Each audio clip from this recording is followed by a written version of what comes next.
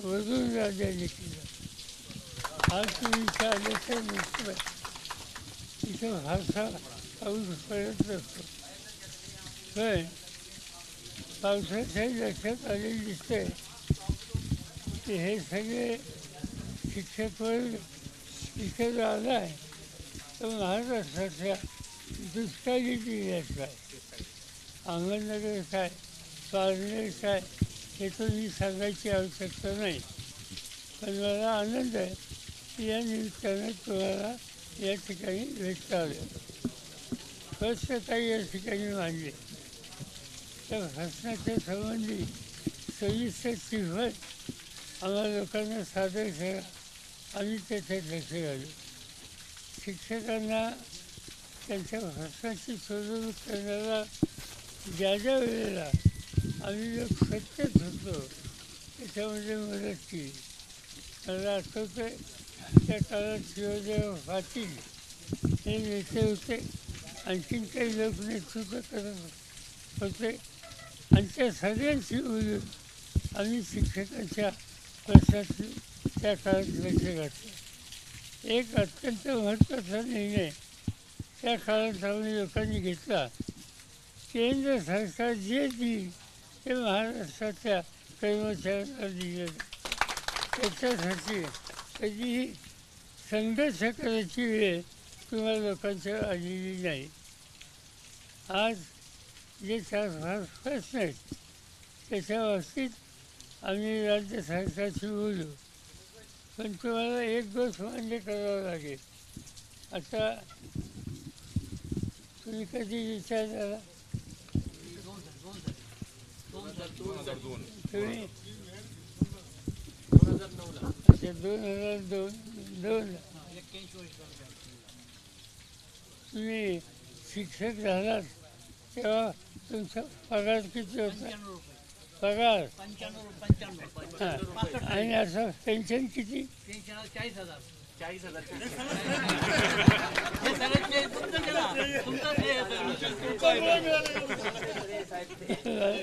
मला माहिती आहे. पण आज त्याच्यात सुद्धा काही गोष्टीची सुधारणा करणं आवश्यक आहे.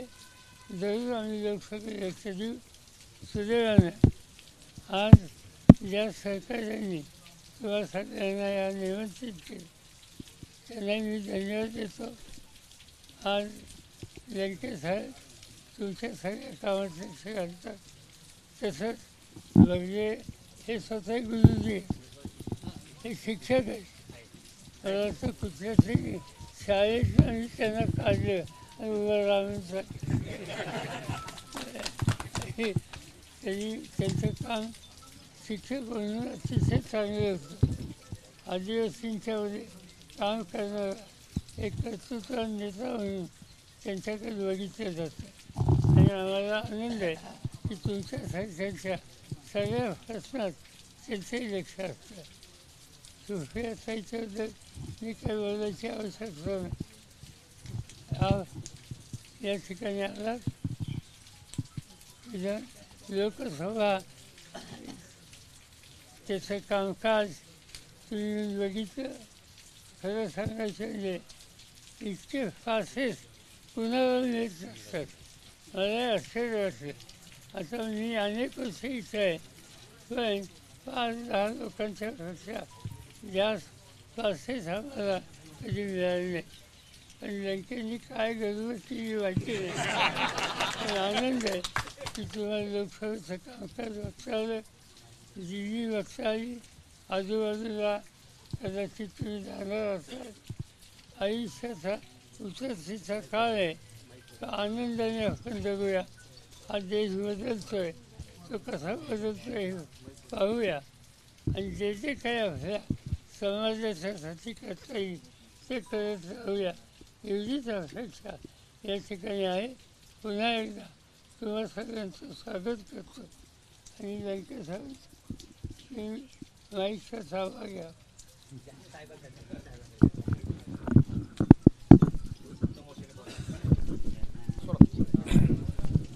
आज या ठिकाणी खऱ्या अर्थाने आपला सर्वांसाठी एक आनंदाचं क्षण आहे. ज्या शिक्षकाने अनेक पिढ्या घडवल्या त्या शिक्षकांच्या ऋणातून आपण काहीतरी मुक्त झालं पाहिजे. या भावनेतून आपण नेहमी शिक्षकांसाठी काही ना काही करण्याचा प्रयत्न करत असतो. मागच्या रिटायर शिक्षकांच्या सेवानिवृत्त शिक्षकांच्या कार्यक्रमामध्ये मला बऱ्याच शिक्षकांनी त्या ठिकाणी एक अपेक्षा व्यक्त केली की तुला आम्ही दिल्लीला पाठवलं, आता आम्हाला दिल्लीला घेऊन जाण्याचं काम केलं पाहिजे. आणि हा शब्द माझ्या नेहमी कानात राहिला आणि तो खऱ्या अर्थाने आजचा दिवस उजाडलेला आहे. त्यांना मी गोष्ट विचारली की दिल्लीला गेल्यानंतर काय करायचं. त्यांनी सांगितलं आम्हाला ज्यांच्यामुळं आमचा राहणीमानाचा दर्जा वाढला, ज्यांच्यामुळं आम्ही खऱ्या अर्थाने समाजामध्ये बसलो त्या पवारसाहेबांना आम्हाला भेटायचं आहे आणि संसद पाहायची. ती आज या ठिकाणी तुमचे सर्वांचे स्वप्न पूर्ण झालेले आहे. साहेब हे सर्व मंडळी एक 60 ते 85 वर्षापर्यंतचे काही शिक्षक या ठिकाणी आहे. खऱ्या अर्थाने एक समाधान वाटतं की तुम्ही सर्वजण आले. या सर्व गोष्टी करत असताना आमच्याकडून काही तुमच्या सेवेत जर थोडीफार कुचराई झाली असेल तर त्याबद्दल तुमची सर्वांची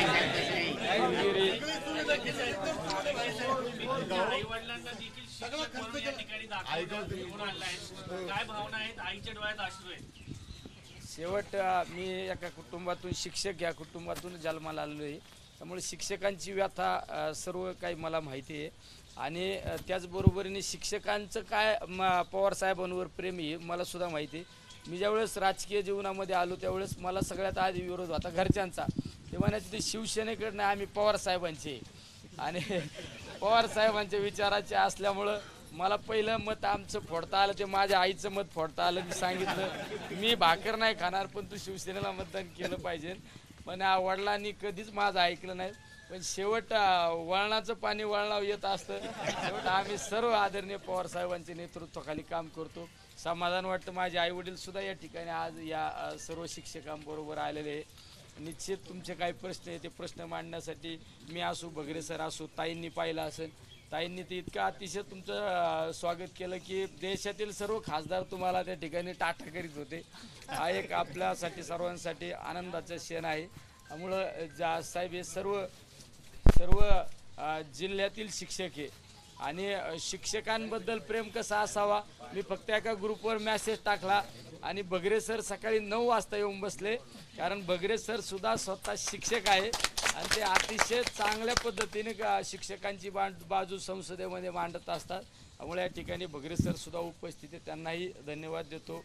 आदरणीय साहेबांनी इतका वेळ दिला. आदरणीय साहेबांना मी ज्यावेळेस सांगितलं की आमचे 200 शिक्षक येणार आहे, साहेबांनी सांगितलं की मी 1 तास त्या शिक्षकांसाठी देणार आहे आणि त्यांना सुद्धा एक समाधान त्या ठिकाणी वाटलेलं आहे. आज खऱ्या अर्थाने साहेबांनी स्वागत करत असताना वरुण राजांनी सुद्धा स्वागत केलं. याचा अर्थ हे शिक्षक ज्या वेळेस राज्यात जाणार त्यावेळेस काही ना काही बदल घडवल्याशिवाय राहणार नाही. हा सुद्धा या ठिकाणी शुभ संकेत या ठिकाणी पाहायला आपल्याला मिळत आहे. सर्वांना या ठिकाणी धन्यवाद देतो आणि यानंतर बगरे सर 2 मिनिटात शुभेच्छा देतील. आदरणीय साहेब, लंके साहेब आणि अहिल्यानगर जिल्ह्यातून आलेले सर्वच शिक्षक, रिटायर शिक्षक, सर्व बंधू भगिनी, मी फार काही बोलणार नाही. परंतु आज तुमच्या समोर इथे आहे तर फक्त एक शिक्षक म्हणून आहे असं मी समजतो. कारण मला लोकसभेला निवडणुकीची जी चर्चा सुरू झाली आणि साहेबांनी मला भेटायला बोलवलं आणि त्यावेळेस तुमचा व्यवसाय काय करतात या सगळ्या गोष्टी विचारत असताना मी सांगितलं, म्हटलं साहेब मी शिक्षक आहे. मग त्यावेळेस त्यांनी मला तुमची बलस्थानं काय, तर मग मी साहेबांना सांगितलं. साहेबांना आठवत असेल एखाद्या वेळेस, कारण साहेबांनी विचारलं तुमचं बलस्थान काय बुवा, तुम्ही सगळं आता या लोकसभेला उभं राहायचं तर शेवटी ताकद लागते. साहेबांना मी म्हटलं साहेब माझ्या मतदारसंघामध्ये 10 तालुके आहे आणि 10 तालुक्यामध्ये प्रत्येक तालुक्यात कमीत कमी 4-5 हजार शिक्षक, मग प्राथमिक असेल, माध्यमिक असेल, अंगणवाडी किंवा सिनियर कॉलेज, परंतु माझ्याबरोबर 2000 शिक्षक आहे असं मी समजतो. मग 10 तालुक्यामध्ये प्रत्येकी 2000 तर 20,000 शिक्षक होतात आणि प्रत्येकाच्या घरामध्ये 5000 आहे. हे आपलं 5 मतं आहे.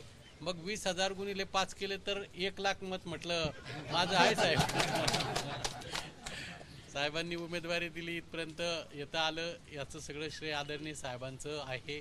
आपण सगळ्यांनी बघितलं की 54 दिवसाचा संप त्या काळात झाला होता आणि त्यावेळेस साहेब मुख्यमंत्री असताना साहेबांनी केंद्राप्रमाणे राज्याला सुद्धा सगळ्या गोष्टी म्हणून आज आपण सगळे सुखात आहोत. आज अनेक प्रश्न आपल्या शिक्षण क्षेत्रामध्ये आहे, परंतु साहेबांचं सातत्याने मार्गदर्शन आपल्या पाठीमागे आहे. आदरणीय ताई, आम्ही सगळे आपण जे जे प्रश्न मांडले ते प्रश्न मार्गी लावण्यासाठी साहेबांच्या नेतृत्वाखाली मदत म्हणजे काम करू, एवढंच या निमित्ताने सांगतो.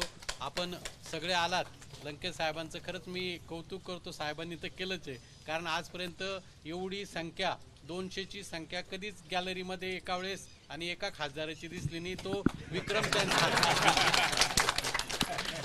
सगळ्यांना धन्यवाद देतो. दोन मिनिट. या ठिकाणी लंके साहेबांचे वडील आणि आई यांचा सत्कार पवार साहेब थांबा 2 मिनिट थांबा सर.